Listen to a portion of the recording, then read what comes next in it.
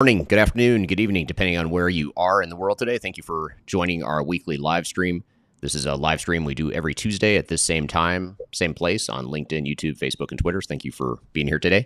My name is Eric Kimberling. I'm the CEO of Third Stage Consulting. We're an independent consulting firm that helps clients through the world with their digital transformation journeys. And our topic for discussion today is business intelligence, data, and security in digital transformation. So we're going to get into the data and analytics and security side of things. A fairly relatively technical topic, I suppose. Maybe relatively more technical than we typically get in this live stream, but this will be a good conversation to round out some of the other topics that we cover. And every Tuesday we do these live streams to cover various digital transformation topics, ranging from the people, process, technology, and strategy angles of transformation. And this live stream is actually part of our weekly Transformation Ground Control podcast. So you're part of the live production of our podcast. We'll edit this interview once we're done. We'll polish it. We'll add more content to it, and we'll make it part of our weekly Transformation Ground Control podcast. And this episode will actually be released a week from tomorrow. So thank you for being here and helping us with the weekly recording of the podcast. A couple things before we introduce our guest. First of all, like I said, we are live here today, obviously on multiple platforms. If you have questions, please drop them in the chat at any point along the way. We'll keep an eye on the chat. We'll get to your questions and look forward to any questions or comments you have along the way. And secondly, if you could just drop in the chat right now, if you don't mind, what city and country you're joining from today. We'd love to hear where in the world you're joining from today. We typically get a global digital transformation community here on Tuesdays, so I always love to see where everyone's from here today. Our guest and I are on different continents, very different parts of the world, so looking forward to seeing where all of you are from as well. And last but not least, I think I already mentioned it, but if you have questions along the way, please feel free to drop them in the chat. So our topic again today, business intelligence, data, and security, and digital transformation. And joining us to help us really unpack this topic a bit more for discussion here today is Ghassan Kabbara, who's joining us from Kuwait. So, Ghassan, thank you for being here today. Thank you, Eric, for having me, first of all, on your podcast. When I woke up this morning, I checked the LinkedIn post, your post, and I found out I was your guest. And then I looked at the title, and then I said to myself, my goodness, I have to catch up on the BI and governance. So I've been working the last 6 hours, recapping. But, before someone does an exam, and you study for it, you just tend to get a brain lock, and hopefully I won't.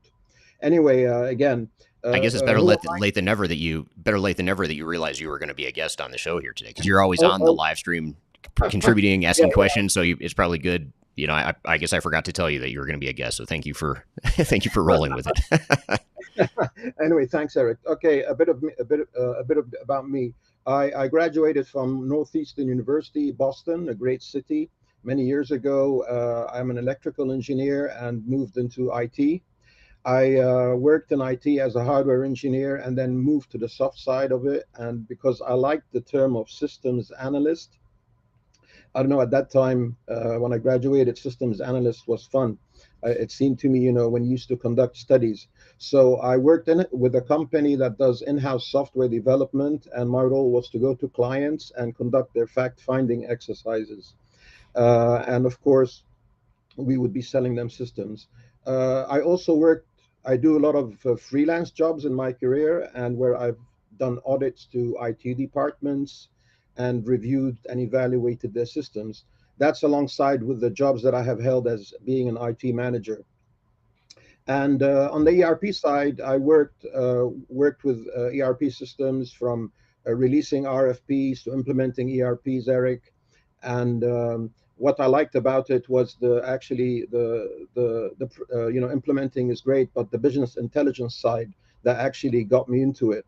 And because I was kind of a data junkie, I learned about this word data junkie a few weeks ago. A colleague of mine told me, "Hey, Gus, why don't you go and take the CISA exam? It's a certified, auditor's certification." And I took the CISA about 20 years ago, and I like data, and I believe data speaks to me, and that's why we're talking a bit today about business intelligence. Right. Well, and it's such an important topic. In addition to being an interest of yours, it's becoming increasingly important, in my opinion, just because data is something that organizations have accumulated over decades of having Yeah. different multiple system migrations, and they've sort of brought a lot of that data with them for better or for worse, whether it's clean or not. And now, Yeah. though, it seems like they're sitting on these organizations are sitting on these large, high value commodity types of things, which is data and the information behind it. But yet, a lot of organizations still haven't figured out how to really maximize the value of data and BI in general. But maybe just to back up, why do you think, first of all, what is business intelligence, and why do you think it's so important to digital transformations in general? Okay. Okay. Great question, Eric. Let me start with a little story, if you're patient, before I answer this question, because maybe Sure. the story will say something. Many years ago, I was hired to come into a company and restructure their IT setup. And I think it was the first week I was sitting in the office with the managing director, and someone knocks the door and comes in and goes to the MD and tells him, and there's a discussion there. Apparently, it was the rental manager. It was a car dealership, so the rental manager wanted to see the director urgently. So there was a discussion going on, while I was sitting drinking my coffee, and then the guy left, the manager left. So I asked the managing director, "What's this about?" And he said, "We just have one of our customers who rents fleet. Apparently, he was asking for a discount, and they did not give him the discount he wanted. They gave him a partial discount." So I said, "Oh, great." Anyway, as I went back, I decided to do a bit of analytics on this customer, and then after a week, during that time, I found out that we had lost this customer who was with the company for many years, Hmm. because he didn't get the discount he wanted, Eric. I went and I called the MD. I said, "I'd like to show you something." So I did a presentation. I called him in and I said, "Let me just tell you something. When you conduct the Pareto analysis, Eric, where you have 20% of the 80, give you 80% of something." So I told him, "This customer that I think we lost was on your top 5% out of the 6,000 customers we have. He was the top 5% in terms of revenue. How on Hmm. earth could you let this guy go? Because to get people to reach that stage, it costs a lot." So he said, "Wow, it wasn't explained to him in that manner." Then I said, "It's not over. Also, they used to come into service and they used to bring in your cars and you used to get revenue out of that." And he wanted to pick up the phone and speak to the finance manager. I said, "I'm not finished." And he said, "Is there anything else?" I said, "Yes. Every year we tend to defleet the cars and we get revenue from reselling the rental cars that are defleeted into used cars." So I showed him a big number in the last 10 years. And honest to goodness, Eric, he was dumbstruck. Okay. So what I'm trying to say is, apparently the rental manager, and at that time they did not give him the information, the whole, what we can say, 360-degree view for him to make the decision. Maybe he was hasty on making it, maybe he didn't have enough time. So this brings me onto the issue of about business intelligence. If you look at the life cycle of a decision making, like you have 2 days to make a decision, and this was valid 10 years ago. Maybe it's still valid now, and maybe, I hope it will improve. But a lot of time is spent on gathering the information, okay? And then you have little time to make a decision. And maybe this was the case. They did not have, especially when you're getting it from different systems, and you can't press a button and get the report. You have to go back to IT, and you have to, get them to run reports and get them from different systems. So that's why business intelligence, okay, needs to be able to be at the fingertips of those decision makers, so they can get the information and make the decision at the right time. And that's one.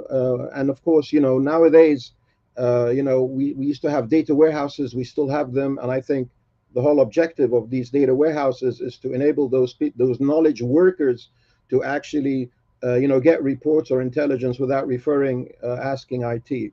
But that story still sinks in my head. It was over 20 years ago, because I really, honest to goodness, when the MD saw the numbers, although he knows the customer, he was just completely dumbstruck. I Yeah, there's definite value there and definite ROI if that person or example or story you told, if they had the right information at the right time, you have to wonder what is the ROI on that investment they could have made in better information. Oh yeah. Yeah. So I guess, and I think you've already somewhat answered this, but when you think about a digital transformation, then just an organization that's going through a transformation, a lot of times they think about, let's figure out how we can replace our old legacy systems and get rid of that technical debt. We think about how can we be more efficient to give people tools to make them more efficient. But a lot of times business intelligence and the analytics behind it isn't top of mind for organizations. But why should it be, or why is business intelligence so important to digital transformations in general? Eric, at the end of the day, it's all about data. Whether you have an ERP system or any system, you're working with transactional data.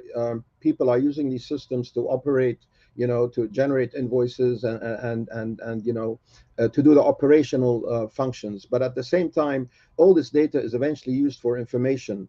Okay, I mean, data.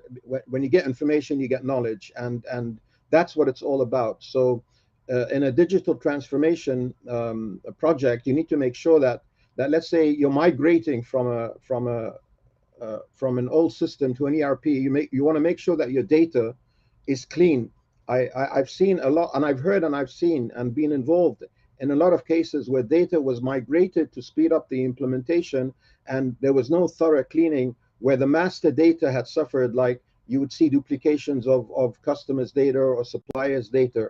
So to get into an ERP system coming from a legacy, you need to make sure data is absolutely clean and migrated. Now, once you're in the ERP, you need to now start applying the data governance concepts, which a lot of companies, I don't think they have this the opportunity to have a data officer, but there definitely needs to be a formal procedure, okay, to for the organizations as the data is being inputted after post go live. Otherwise, garbage in, garbage out, and we're back to the old problem where the MDs can't make a decision because not only could they access the data, but the data was not accurate.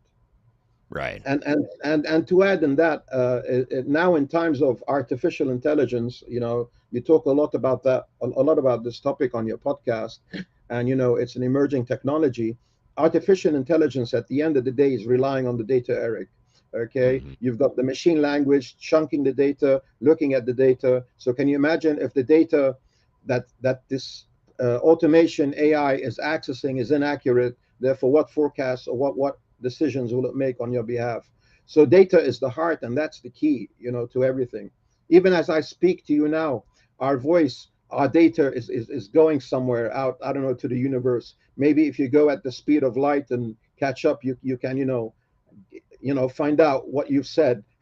So Right. so it's all about the internet. The internet's just one big data lake. Yeah, absolutely. I'm going to come back to that data lake concept here in just a moment. There's actually an audience question about that I want to get to. But speaking of our audience, real quickly, I want to thank everyone who's joining here live in the discussion. We have Hamid from Ottawa in Canada joining here today. Thank you for being here. We have someone on LinkedIn, although I don't see the name of the person, from South Hadley, Massachusetts. Someone from Michigan on YouTube. Richard from Bonn, Germany. Thank you for being here. Let's see, Montreal, Canada. Ryan from Denver, Daniel from Grand Forks, North Dakota, someone from Arizona, Sao Paulo, Brazil, who Eduardo on YouTube is watching from Brazil. I imagine might be watching the World Cup here this week as it's happening as we speak. Khaled from Egypt, etc. So a couple more people from the UK. So great global audience here today, and really appreciate everyone here joining. Question I wanted to get to here, Ghassan. It's sort of it's backing up to a really big picture sort of question, I like this question a lot, and it maybe sets the context for other discussion as we sort of get back maybe into the technicalities of business intelligence and data. But this is from Eduardo on YouTube, and he asks, could you explain what's paper about enterprise culture when we talk about data and digital transformation. And the reason I'm actually going to maybe reframe the question a bit, just to maybe clarify what I think the question's asking. But I guess I want to ask about the culture. When you think about the culture of data and a culture of business intelligence, a culture of analytics and using information that maybe you didn't have before, how have you seen organizations not just put the tools in place, which is one part of the equation, but the other part of the equation is how do you build that culture that learns to make better use of business intelligence and data and analytics? What have you seen? What are some of your thoughts there? All right. Thank you for the question. That's a tricky question, by the way. Many years ago, when I worked for an organization, and we had a system, and we wanted to and IT was in charge of doing all the reporting. We wanted to offload IT and put it in the hands of the end users, which is what the whole point of getting a BI system. So we invested at that time in a software that was out called Business Objects, and now it's been purchased by SAP. So we got Business Objects into the organization, Eric, and we created a data warehouse. And it took a lot of maintenance to create the data warehouse, and eventually to extract the data from the different multiple systems that we had into the warehouse. This was done in hope that we would give it to the end user, so the end user would have the luxury of actually running the queries. In all honesty, we suffered a lot, even though they were trained. For some reason, they would always come back to IT and ask them to run the queries for them. And so we failed from that aspect. Now, why we failed, I really can't remember, but I think it had to do with the culture. The fact it was that the company was over 50 years old. They were used to asking for IT for support and for reporting, and probably the average age of the end user was 40 or something, and so it was kind of tricky to get to push the data BI tool completely to the end users, and they had to come back to us again. And another reason they would use saying, the data is not in real time, you need to synchronize it for us. It's 1 week old, what have you. But this is the hands-on experience that I had with a business, intelligence Right. project. Yeah. So I think it's just an important reminder that you don't just put the tools in place. You also have to enable people to really understand what they're doing with that information, and what they're doing with business intelligence. And also, you mentioned a moment ago data governance too, and maybe we could just dive into that for a moment. But as far as when you think about, and I know we're kind of jumping all over the place because this is such a broad topic, it's hard to have a real sequential conversation about this kind of stuff. But when you think about data, master data management, and the governance behind data, what are some of the things that you've seen work from that perspective to ensure that you're not only, let's assume that the data you bring over to the new system or new systems is clean, and that's a whole nother topic, which we want to get to, which is, I mean, that's usually not the case. Usually the data that comes over is not clean if you don't handle the data migration right.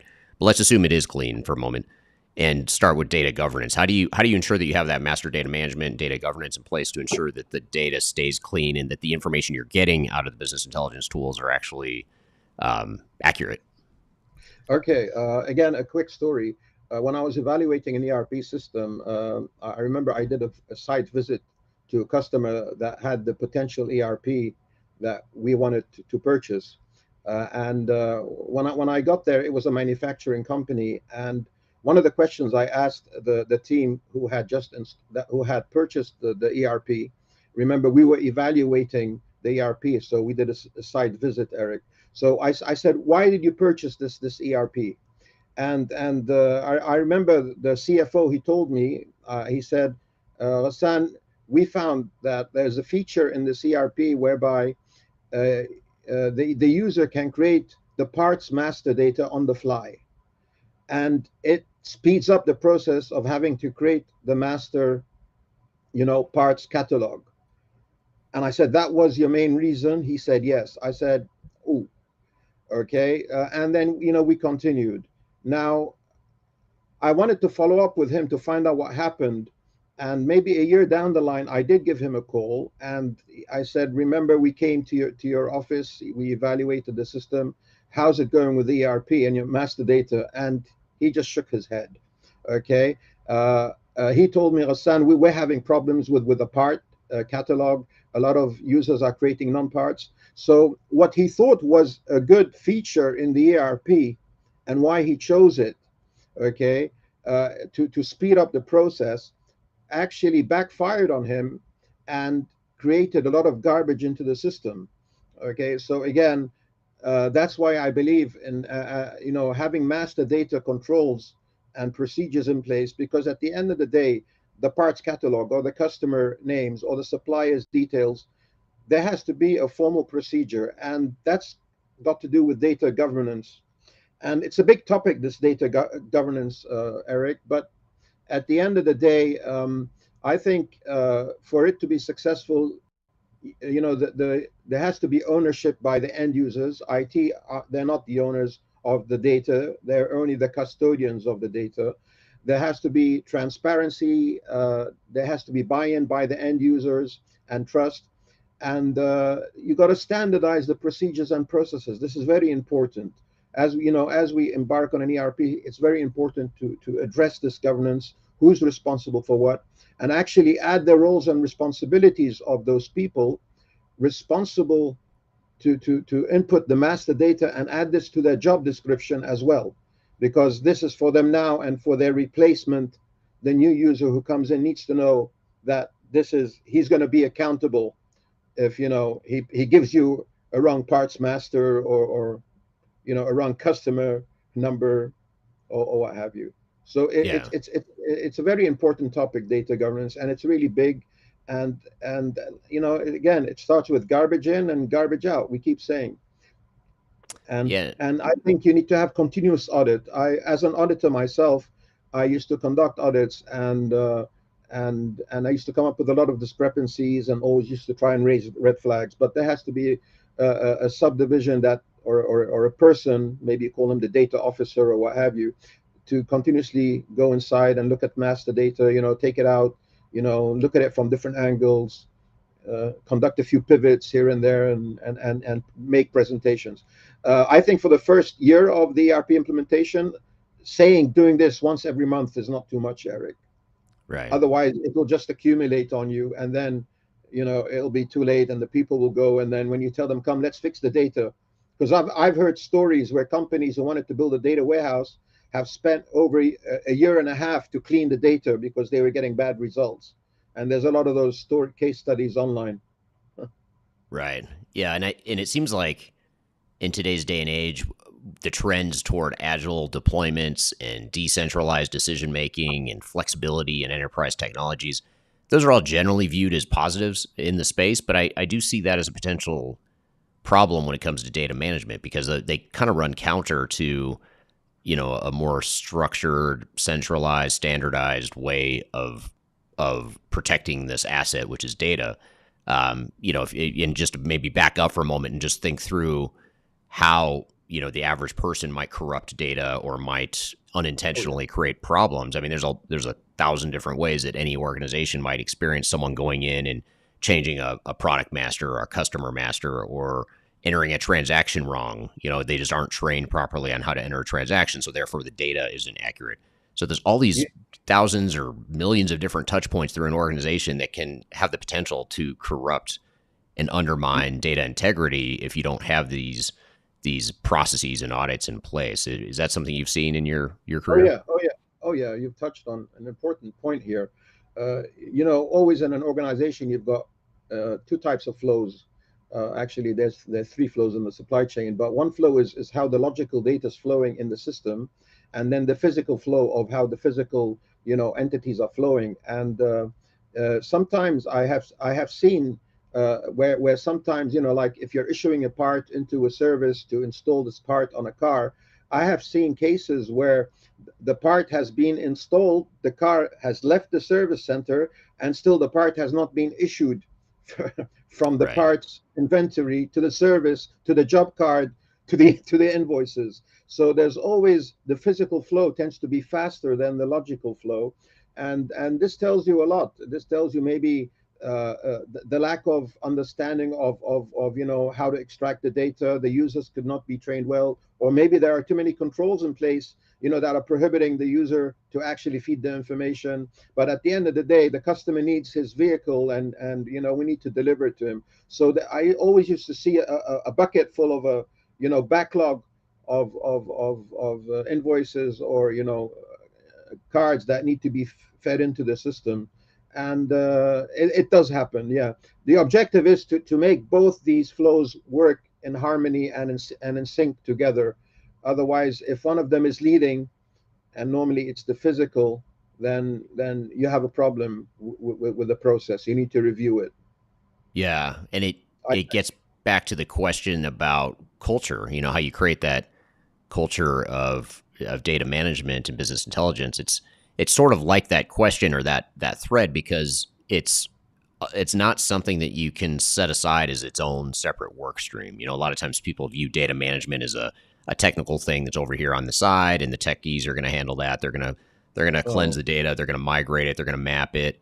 But the reality is everyone's touching and contributing to the data integrity or lack thereof, and everyone's contributing to the data integrity and the use of business intelligence and the ability to think like a smart organization that has access to that data. So, you know, day-to-day processes and sub-processes and day-to-day decisions and things that people do in the system is, in many cases, unintentionally affecting or impacting the quality of the data. you touched, Eric. I think what I touched a bit on the job descriptions.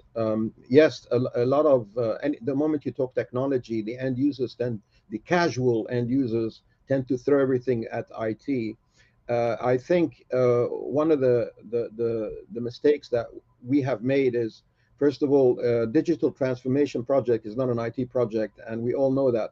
But to make it a people project, the job description of all the end users that are using the ERP need to be changed, and these need to be shared with the end users, because if you don't put that on their JD, and you may implement an ERP as they're working. The JD said 1, 2, 3, 4, but now they've got additional work on the ERP that has to go into the JD, and the HR have to feed it, and this has to come back. And I think the more we add the roles and of these users that have a key role in master data, the power users, the more we add their roles in their job description, the more you will minimize the risk of having wrong data entry, or people not understanding what roles they are, and you can hold them accountable. So it's really a people thing, because we can train someone, and then he'll go away and say, hey, it's not part of my job to do this. Let IT clean the data. Then IT will come and say, hey, we're the data custodians, man. It's not our job. And then Right. you have meetings, and then you're fighting. Then if you call a third party, then it's a disaster. Right. Yeah, exactly. Too many, you get a lot of cooks in the kitchen at that point. Everyone's kind of pointing fingers at each other, not knowing who's really responsible for the data integrity here. Yeah, especially now in times of artificial intelligence. We go back on that, and because that needs a good, sound, clear data, and data in the forms of structured data, whether it's in an ERP or on emails that is unstructured, or even video data, or even some companies actually keep recordings of the discussions they have online. They convert that into data. So data is everywhere in the organization. So how you can make use out of that, that's a big challenge. And the reason I'm saying that, because I just finished a course called Google Data Analytics a couple of months ago. I got bored. I wanted to refresh myself. It was an interesting course, and takes you from the whole life cycle, of how to look at data and the tools to use. And maybe that's what someone who wants to get into this field should look into. But there's a lot of cleaning that is involved, and a lot of bias that is involved, if Right. if you don't sit and filter that out. Right. Now you just touched on a question here from the audience. This is from Kyler, our podcast Kind of. host here on LinkedIn. And she asked a really good question. And the reason I wanted to bring this up in the context of what you just said is you were talking about recorded phone conversations, like a customer service rep whose phone calls might be recorded and stored somewhere. And that's actual data that can be used in some way. But it brings up the question in my mind that's consistent with what Kyler is asking here, which is what are your thoughts on data lakes and interoperability? In particular, I want to focus on data lakes, the data lake part of this. But she asks, is that the future of master data management? So let's maybe back up a little bit and just talk about a data lake in general. What is a data lake and how is that different from like a data warehouse within the world of data management? That's a good question, Kyler. Thank you.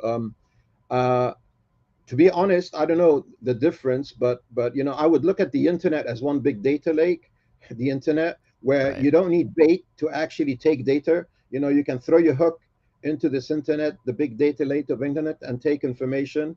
I'm not talking about the bad information, but I have not worked and done a lot of research on data lakes, so forgive me if I can't answer that. But Sure. but definitely, it could be. If let me guess here, maybe it's a bunch of data, a farm of data warehouses all together, maybe forming a lake. I don't know, maybe, and where definitely the master data, is has to be clean and has to be reliable, because you're digging the information from this lake in order to make a decision, and Right. if you get the wrong information, you're going to make a bad decision. And at the end of the day, although the accountants say cash is king, information is king in this day and age. Right. Yeah, and I think a way to think about it too is data lake is a way to capture structured and unstructured data. So you have historically when you think of data, I think we typically think of things like what some of the things that we've talked about so far, like a product master. It's a numeric or a quantitative value that's assigned. That's very easy to search. It's very structured. You have a customer ID or a customer master. You have a transaction like Ghassan bought product A, B, and C. That's quantitative structured data that's very clear and relatively easy to compile and aggregate.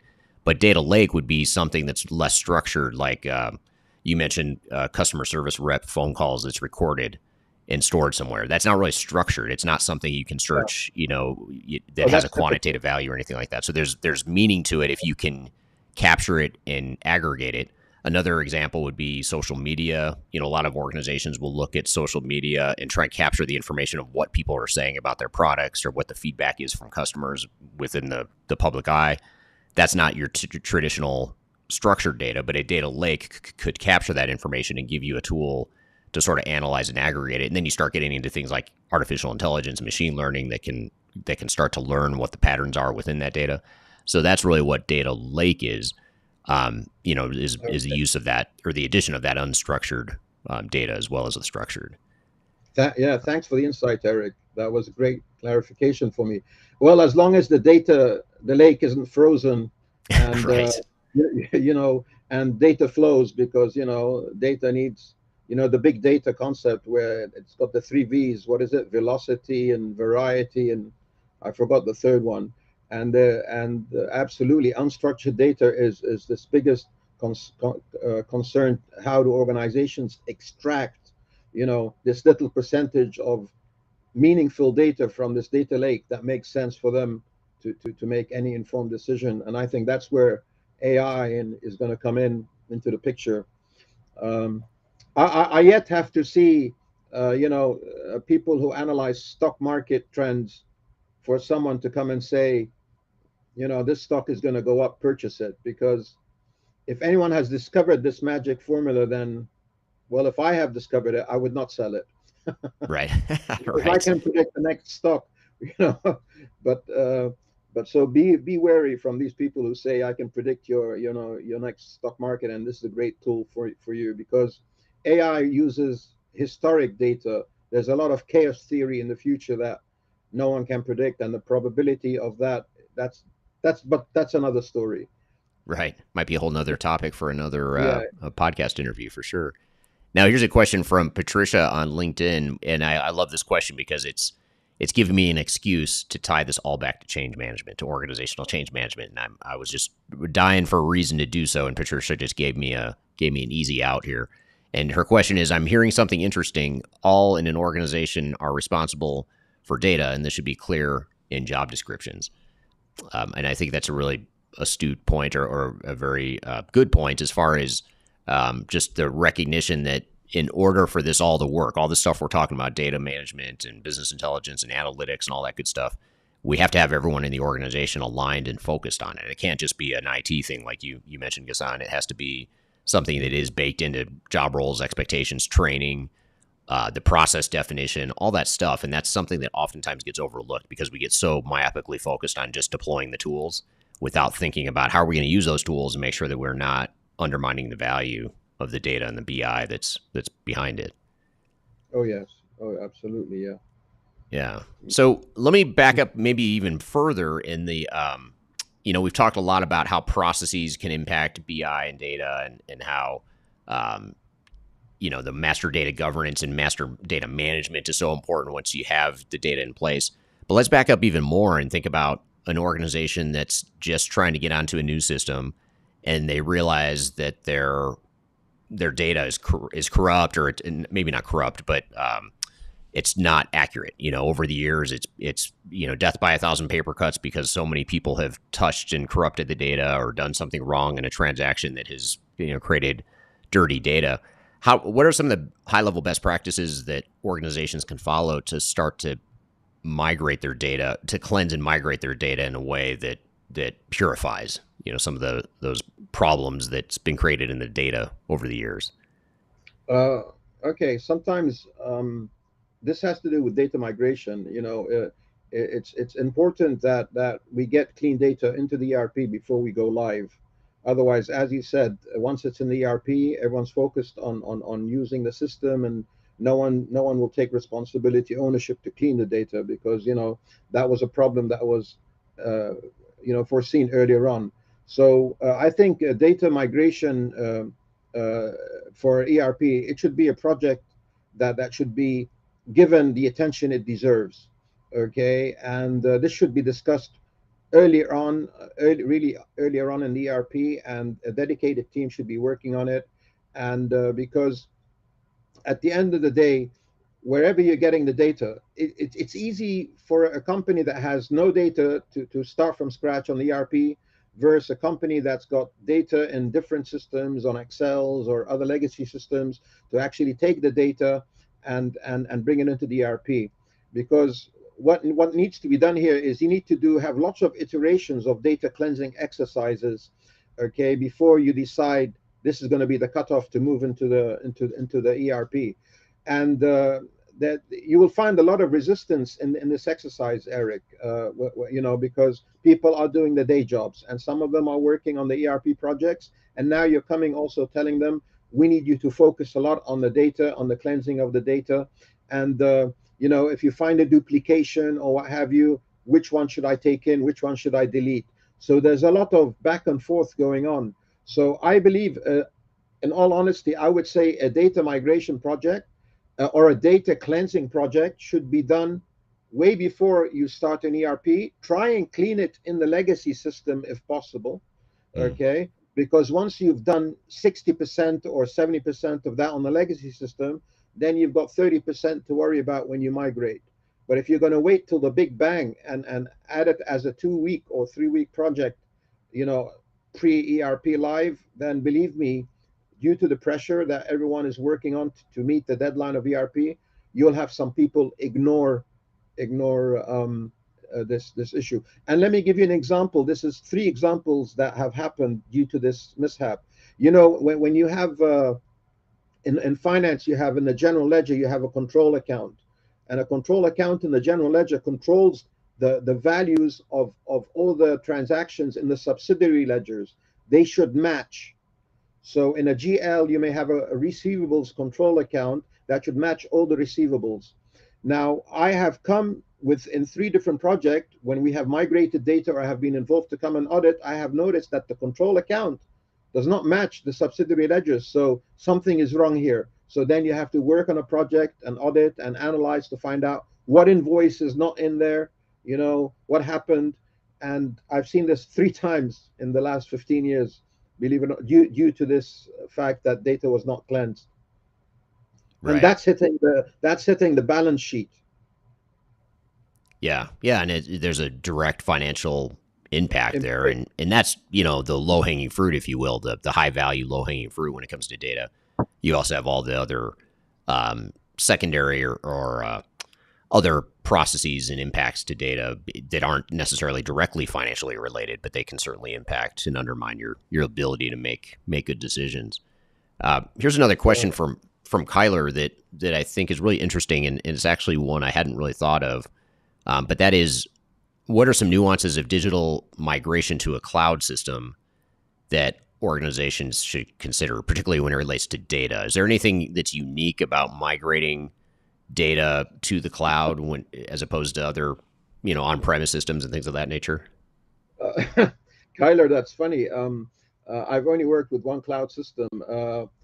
One of the biggest nuisances I had was I could not migrate the data online in time to bring it to the cloud. I had to actually put the database in a tape and DHL it to Amazon Hmm. for Interesting. them to upload it to the cloud, because the internet bandwidth at that time, it would take 2 3 days for us to migrate the gigabytes or terabytes that we had. So that's one of the problems. It's putting the data on the cloud, as you're moving to the cloud. So unless you really have great speed and you can figure out how to segment your data, then just go to the data center and give them the tape and let them bring it into the system. Uh, Otherwise, uh, I can't see any other nuisance other than that. But once it's on the cloud, then your backing up procedures is on the cloud. Again, if you decide to bring something back down to premise as a backup, that's going to cause you another problem. Once you're on the cloud, you're on the cloud with your data, and good luck. Right. Well, and that actually leads to another question, which I don't have a good answer for this, so I won't blame you if you don't either, Ghassan, and maybe the audience does if you or I can't answer this question. But I do wonder, more recently in recent years, what happens when I'm already in the cloud. Let's say I already figured that stuff out. I figured out how to get my data into the cloud. I'm on a cloud or a SaaS based ERP system. Let's just say, and 10 years from now, I decide, you know what? I've outgrown the system now. I want to move to another cloud system. How hard is it for me to get the data out of the cloud system that I'm using now and into another cloud system? In other words, is that switching cost or that barrier to moving data, is that going to be higher than it was when I was on prem and I could just, I owned the software, so it was easier for me to get the data in and out of there? Do you think that Uh, will be an issue in the future, or what are your thoughts there?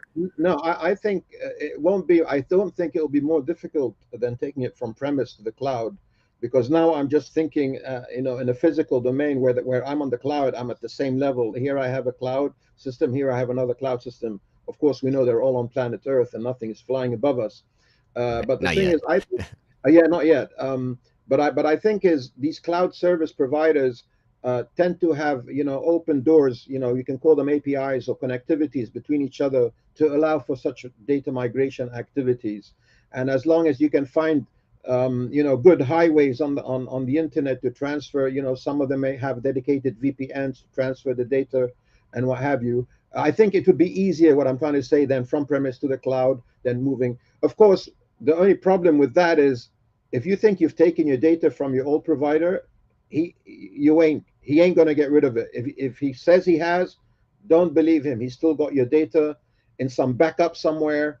Okay, it's there forever. So that's the problem with data, and then you can make copies of it, and as you make a copy, it doesn't get worse. The same copy is equally the same as the first copy. It's not like a photocopy of a photocopy. Eventually, the Right. quality disappears.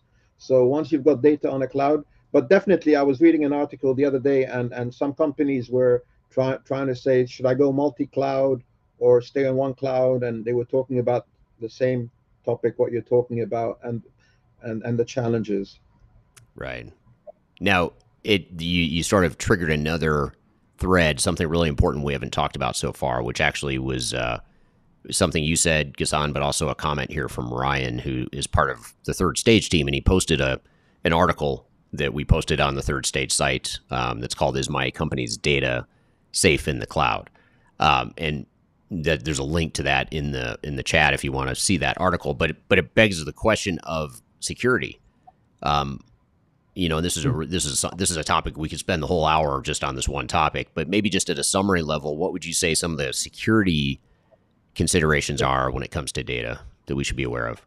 Wow, that is an interesting topic. I remember back in the days when the internet came and we had good bandwidth. I told the owner of a company, let's move to the cloud, and he said, no, Gus, I want my server next to me. I don't trust those cloud providers.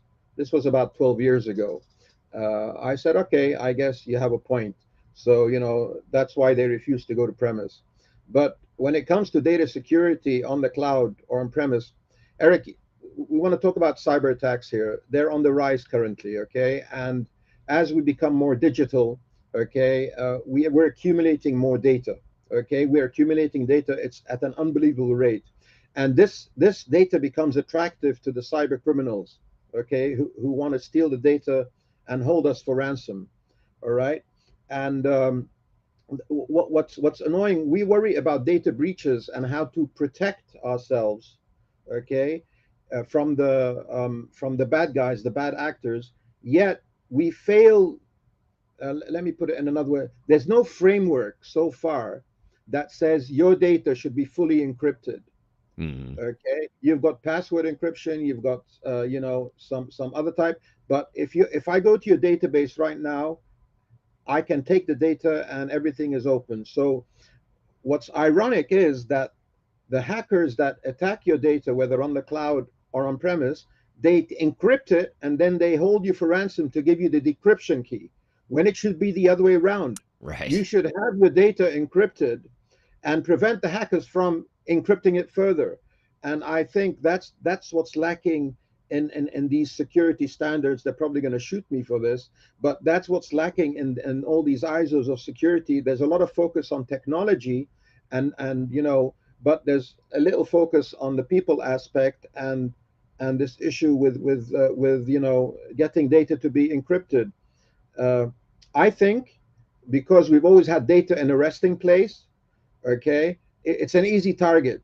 I wish there will be one day where data is always on the move to make it a harder target for hackers to reach out, where it's encrypted and it's always moving.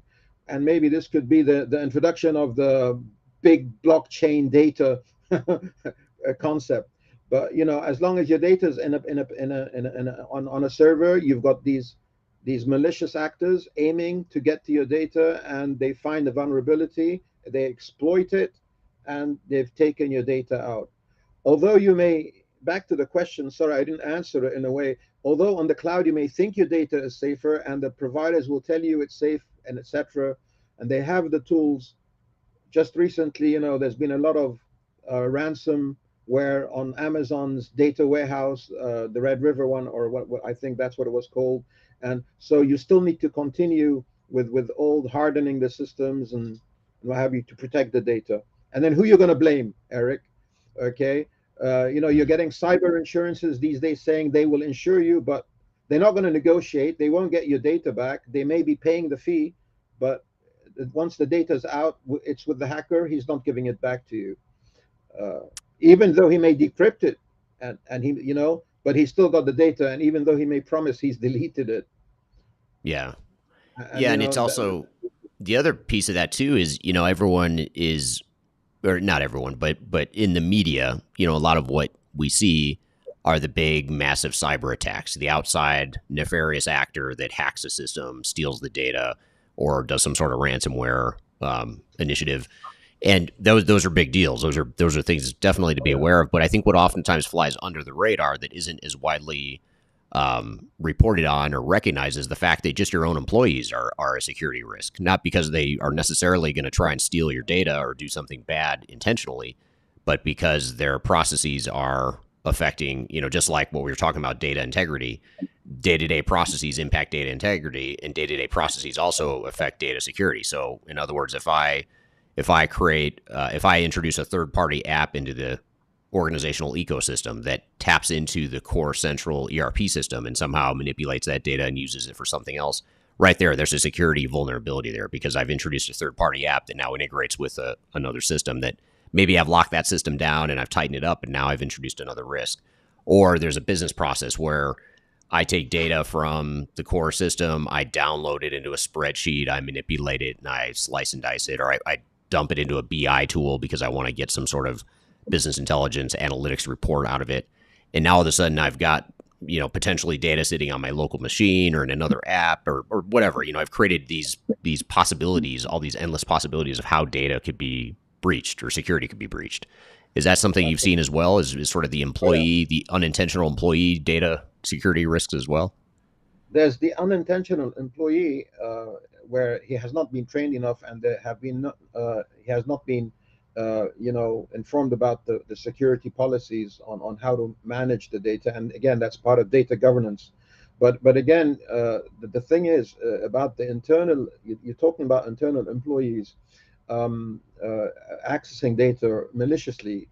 The hackers, the criminal market for hackers these days, they're actually inviting those employees, paying them money to give them the data.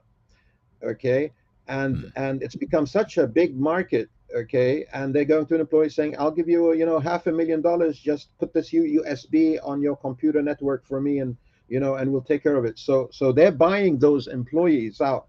And now, with the introduction of the Great Resignation, I tend to worry a lot about people can go and buy these hackers tools for nothing and start running them.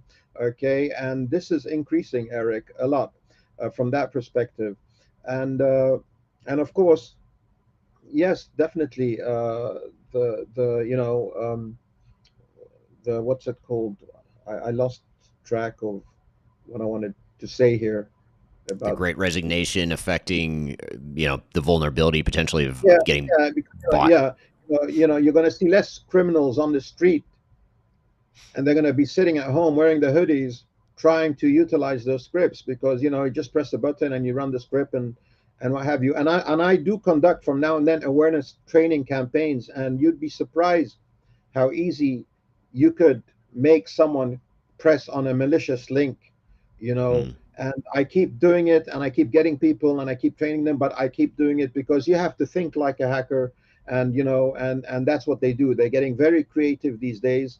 And as you said, every time you introduce a new technology, or even if you don't patch up your system, or you make a change, then IT is always being seen as the entity that is the entry point. I mean, if I'm a hacker, or what hackers come and do these days as red team tests, they first try to attack the IT, and they find out if an administrator has his passwords in a spreadsheet, and to save them the hassle from going through firewalls and all the other security appliances. So IT need to be very, very vigilant, and if you're saying, what is it? Practice what you preach. I think you got to practice what you preach to the end users. So again, in these times where there's a lot of pressure for securities and CISOs, security officers, they're scratching their heads. I don't think they get enough sleep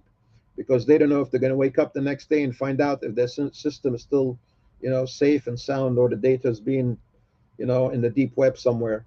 So Right. security is another domain. It's a big area, but again, the more you introduce emerging technologies, the more you've got areas of vulnerabilities that you're exposing yourself. Okay, and even as the human being, okay, people don't write their passwords on notes. No, hardly. You tell them use a vault, and why should I use a vault, etc. But the day you will lose your data, or the day your iPhone is damaged, then Right. Yeah. Yeah, absolutely. That so creates a risk there as well. So I guess just to bring this all full circle and wrap this all up and maybe summarize what we've talked about here today, what are some of the general recommendations that you have for an organization that is getting started on its digital transformation, particularly as it relates to business intelligence, data, security, and all the stuff we've talked about here so far today? What are some of those first steps that you would suggest to really get started on addressing this important topic?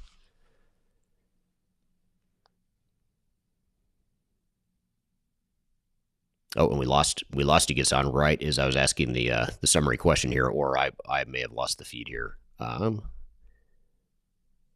Yep, we lost Ghassan there, so we'll give him a second to come back to answer that question on the thing you can get started. But I think while we're waiting for Ghassan to rejoin the link here or rejoin the stream, one thing I want to come back to is the audit process that he was talking about earlier. I think just auditing your data and understanding what data you have in place and the integrity of the data, and really just understanding what you have to start with. I think that's one of the really important things that's so important in these sorts of transformations. And so that's one thing. And the other thing is really to recognize it and to have a clear data migration strategy. So as part of your digital transformation, the overall plan, it's not just about deploying new technologies and new applications. You want to make sure that you have a clear plan for how you're going to migrate data, how you're going to move it over to the new system, how you're going to cleanse it, what sort of master data management processes and governance you're going to put in place, how you're going to train your people during the transformation to ensure that they are able to preserve the integrity of the data and whatnot. So those are just a couple ways to get started on the data and BI and security campaign, if you will, or the strategy piece of it within a broader digital transformation.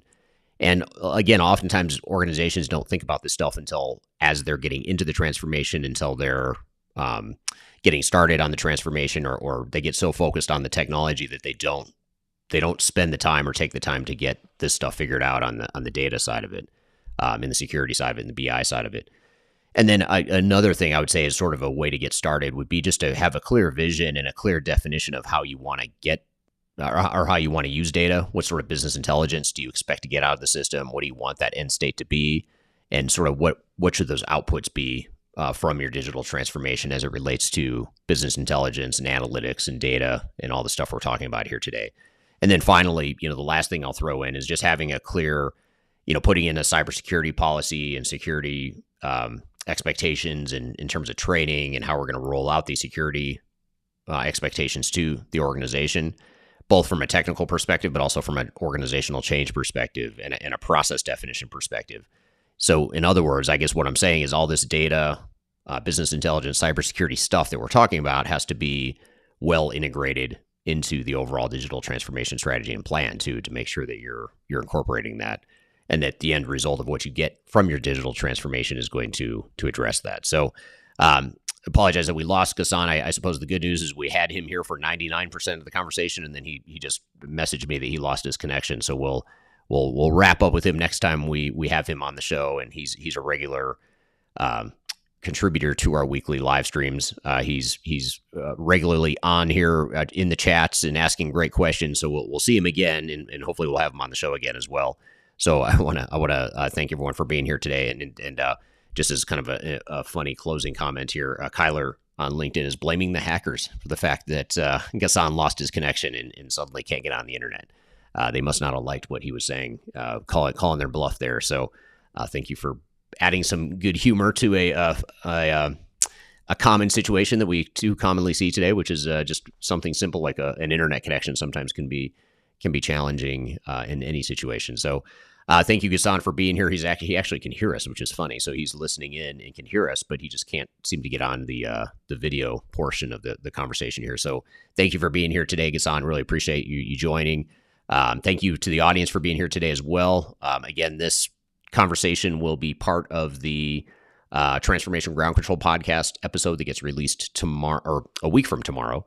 And that podcast is released every Wednesday on all the audio podcast platforms throughout the world, as well as LinkedIn, YouTube, Facebook, and Twitter. So we stream those every Wednesday.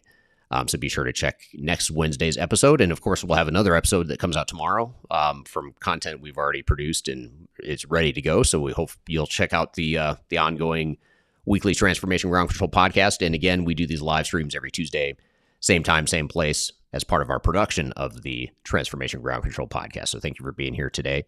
Really appreciate it. And we look forward to seeing you next time. For those of you in the United States, hope you have a great holiday week, which is where I'm at. I'm here in the United States, so I want to wish everyone a happy Thanksgiving for those of you in the United States, and happy World Cup viewing for those of you that are enjoying the World Cup, and have a great rest of your week wherever you're joining from today. Thank you again for being here, and we'll see you next time on the Digital Transformation live stream. Have a great week, and we will see you all next time. Take care.